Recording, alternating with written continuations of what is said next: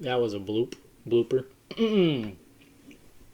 Oh, this is a bad start. Wow, that's a bad blooper right there, but I'm not gonna take it out. Hey, what's up, guys? I'm back again, and today I'm gonna be talking about how the next phase in Marvel is off to a very good start, and I'm gonna explain why I think that. Now, this is gonna be a Shujin short. Okay, I'm gonna keep it nice and simple.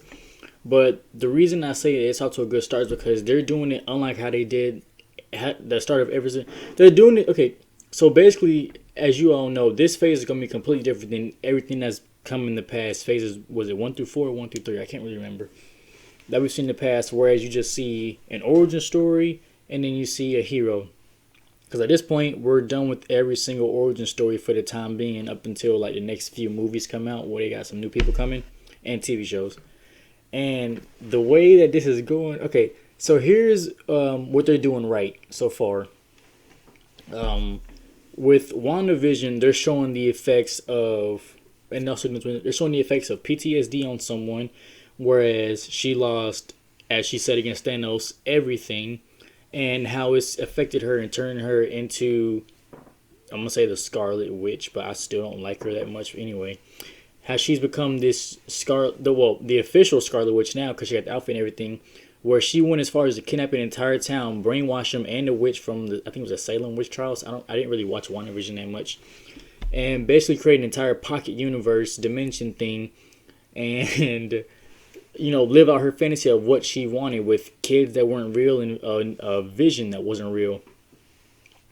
And that's one of the things I like. I like when we see like the after effects of when a superhero goes through something traumatic, or even like a superhero dealing with their everyday life, even when something traumatic doesn't happen.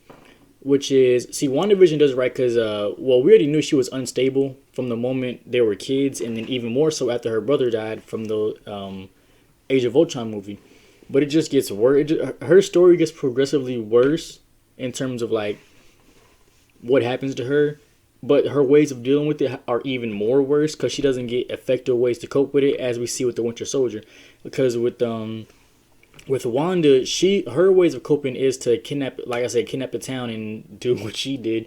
Whereas the Winter Soldier is actually in a therapy. He's in therapy and working on steps to make amends for his past life as the Winter Soldier, even though he knows he wasn't in control. And then we also see something not exactly similar, but we get to see the Falcon in his downtime, and that's something I like. I like seeing superheroes. I like superhero shows where we get to see the superhero, but we also get to see their personal life. Sort of like with Invincible, because now with in the Falcon Winter Soldier, the Falcon, we're seeing how his life with his family is now, or more rather his sister and their nephews, and how he's trying to help with their family business, which has started going under ever since the blip happened, or was it blip? They called it. I don't remember. It was a weird name. Since the snap, like I'm calling it, since the snap. My wall is horrible. So I actually stopped to make this recording. I haven't even finished the first episode because I was just like so interested to get this video out.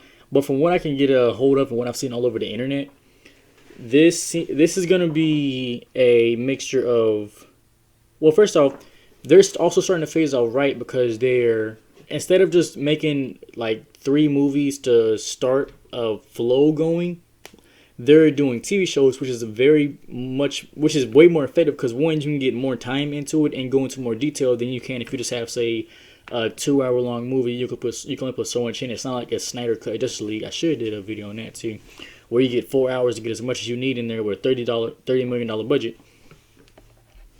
But I'll say that if I was to start a movie cinematic universe, I would have gone this route too. This should have been how it started originally. Well, not maybe originally, but this is a good way to start a new phase, especially after the Infinity Saga, with TV shows about individual characters that are still alive, going through their little personal traumas. We might, for all we know, well, obviously it's not said because they have like all this stuff laid out for like next year or two, but we might even see Pepper Potts TV show about her and her daughter going over the death of Iron Man and stuff, and then her becoming rescued. Maybe not rescue, but War Machine taking over the mantle. Well, I don't know, because Peter sort of took over the mantle of Iron Man, but they could do something interesting in that still.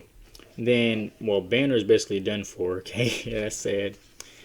But I just feel like they have so much potential with how they started this by doing it as a TV show rather than movies. And plus, you're getting a lot more. You're getting a lot more watch time as TV shows. I mean, that's just a fact.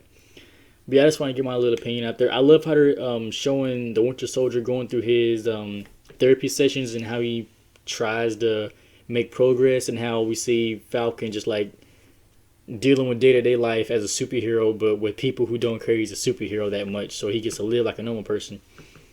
But yeah, I just want to get that away. I want to make this little video. I haven't made anything in a while. If you like the video, please give it a thumbs up, subscribe, blah, blah, blah. Links in the description. I'll see you guys in the next one. Peace out. Yeah.